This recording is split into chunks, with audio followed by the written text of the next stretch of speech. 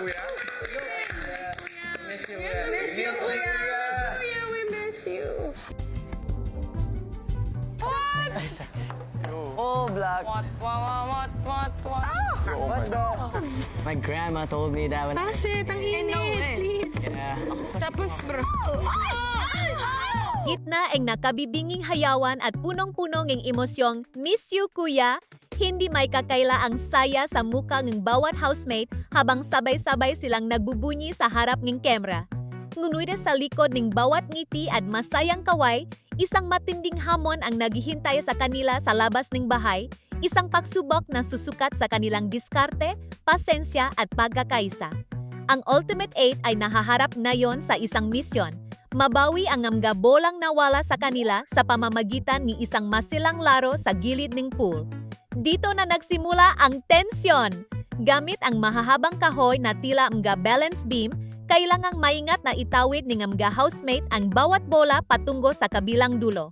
Bawat galaw ay kritikal. Isang maling kiling lang at tiyak na mahuhulog ang bola sa tubig o sa sahig. Kitang-kita ang panginginik ng mga kamay at ang matinding konsentrasyon sa kanilang mga mata habang dahan-dahang inusat ang bola. Sa kabilang ang init na sikat ng araw, tila na yelo ang paligid sa bawat segundong muntik nang mahulog ang kanilang dala habang ang mga kasama ay pigil-hining nanonut sa gilid. Gitna ang nakabibinging hayawan at punong-punong ng emosyong "Miss you, kuya", hindi may kakaila ang saya sa mukha ng bawat housemate habang sabay-sabay silang nagbubunyi sa harap ng kamera.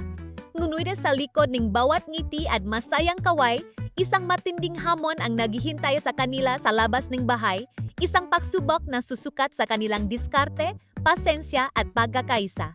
Ang Ultimate 8 ay nahaharap ngayon sa isang misyon.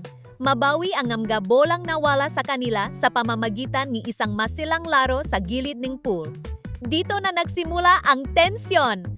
Gamit ang mahahabang kahoy na tila mga balance beam, kailangang maingat na itawid ng mga housemate ang bawat bola patungo sa kabilang dulo. Bawat galaw ay kritikal. Isang maling kiling lang at tiyak na mahuhulog ang bola sa tubig o sa sahig.